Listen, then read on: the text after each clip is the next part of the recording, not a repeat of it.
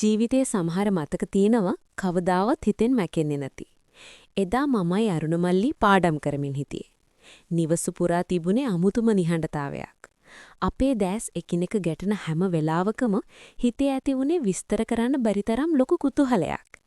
පාඩම් වැඩ අතරතුර අපේ දෙපා එකිනෙක ගැටෙනා. ඒ ස්පර්ශය තුල තිබුණේ හඳුනා නොගත් බැඳීමක්. මල්ලි මගේ දිහා බලාගෙන හිටියේ වෙනද දකින්නේ නැති අමුතුම බැල්මකින්.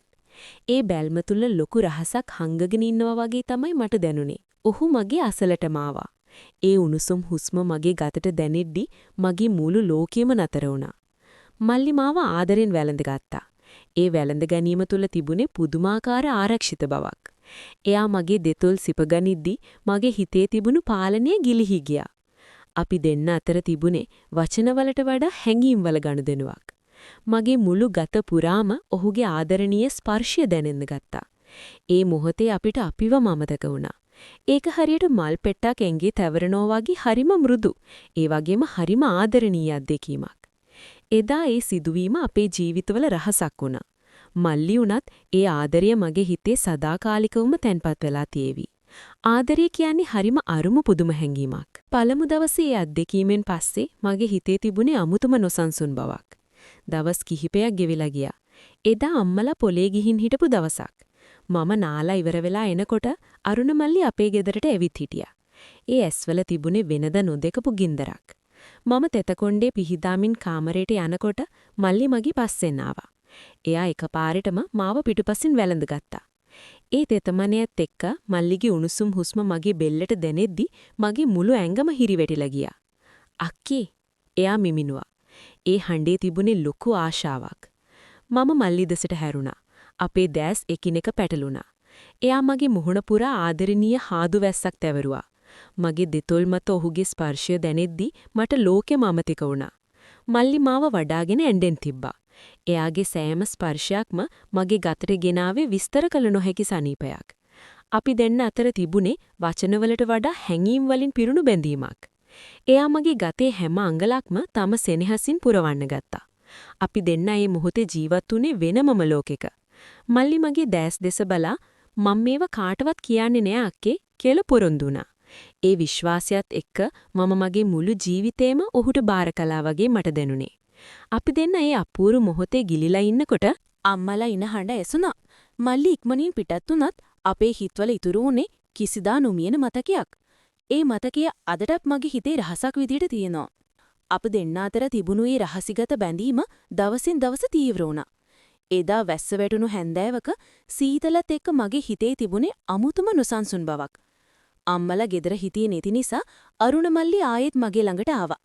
එයාගේ ඩෑස්වල තිබුණේ වෙනදාට වඩා වැඩි ආදරණීය බැල්මක්. මම නාලා ඉවර වෙලා එනකොට මල්ලි බලාගෙන හිටියේ මගේ සෑම චලනයක්ම දෙස. මල්ලි හීන් හඩින් "අක්කේ" කියලා මාව ඇමතුවා.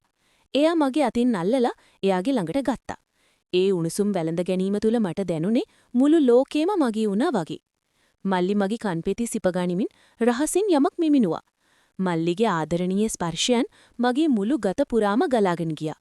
එයා මගේ දෙතොල් මට තැවරූ හාදු හරියට මල් මකරන්ද වගේ මිහිරි.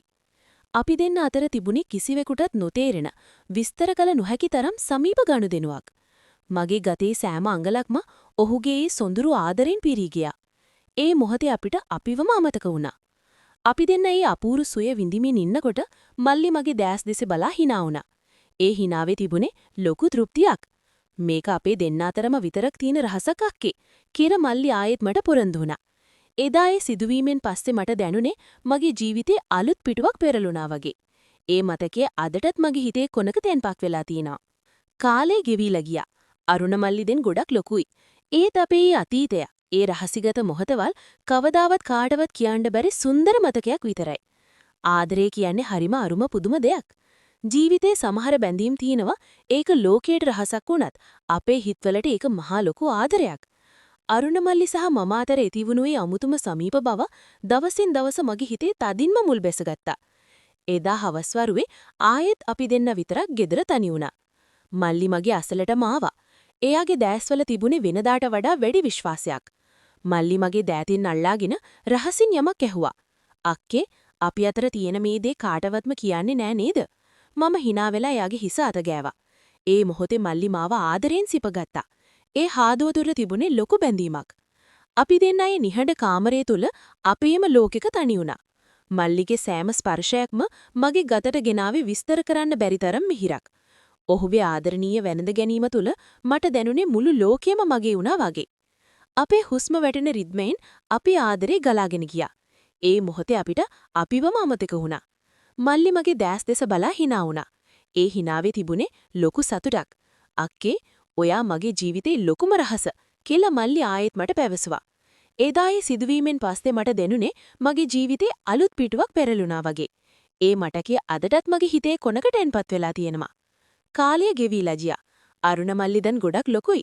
ඒත් අපේ අතීතය, ඒ රහසිගත මොහොතවල් කවදාවත් කාටවත් කියන්න බැරි සුන්දර මතකයක් විතරයි. ආදරේ කියන්නේ හරිම අරුම පුදුම හැඟීමක්. ඒක හැමෝටම තේරුම් ගන්න බෑ. කාලය ගෙවිලා ගියත් සමහර මතකයන් හිතේ ගැඹුරින්ම මුල් බැස ගන්නවා.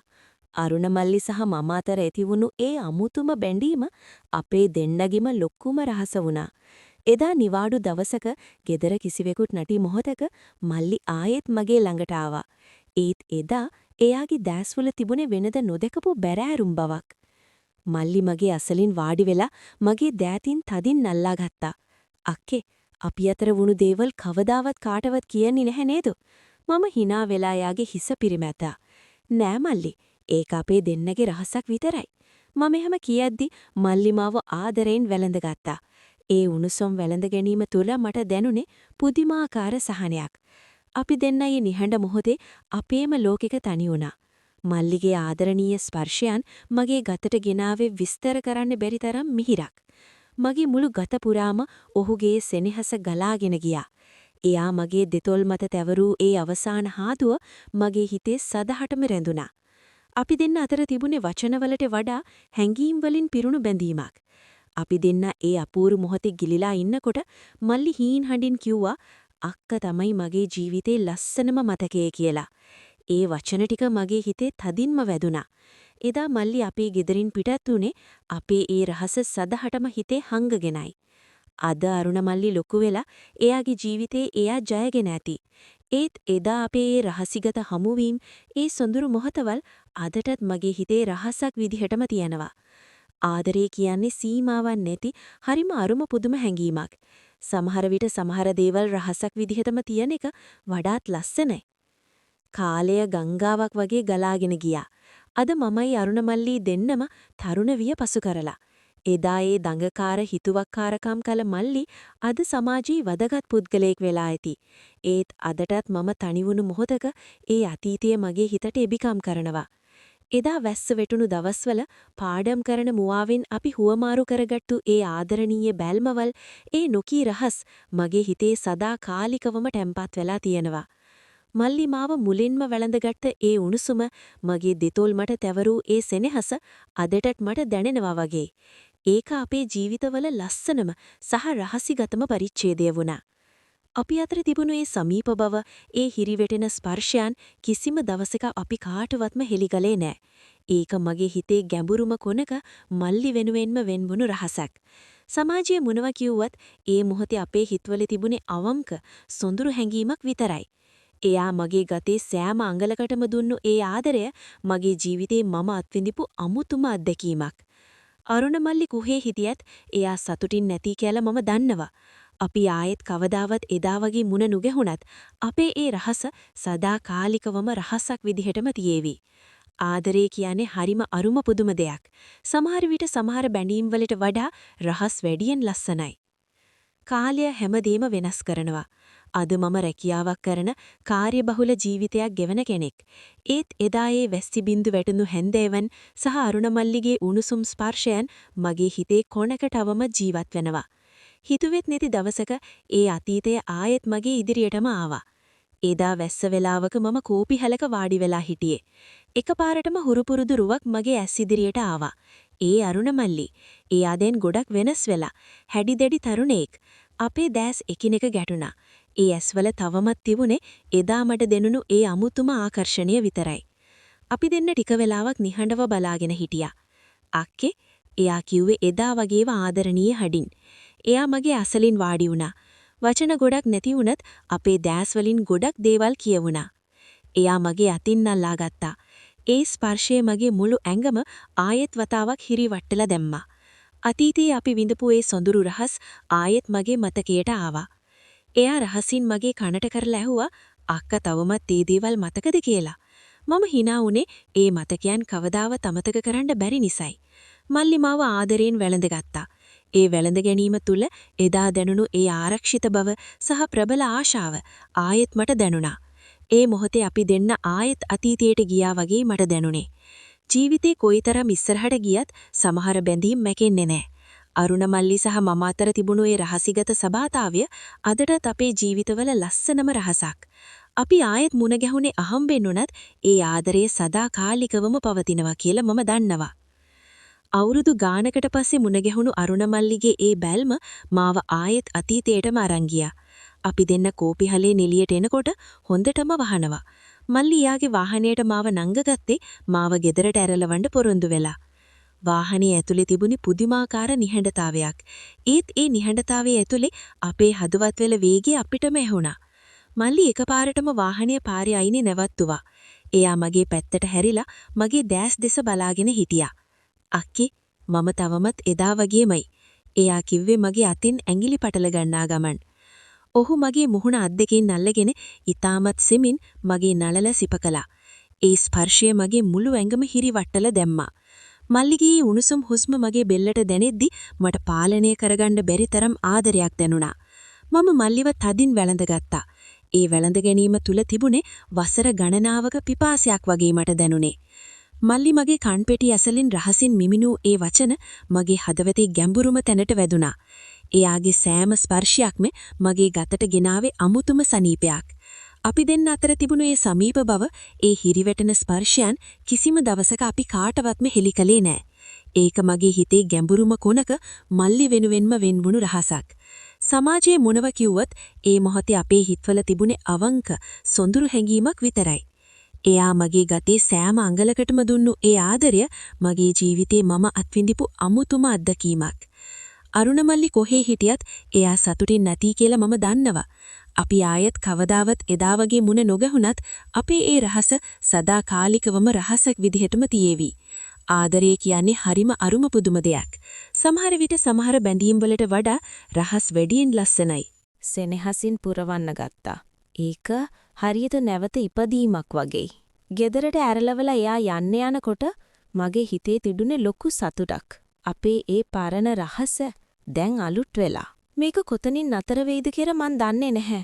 ඒත් මම දන්නවා අරුණ මල්ලි සහ මම අතර තියෙන මේ බැඳීම කවදාවත් ඉවර වෙන්නේ නැති බව.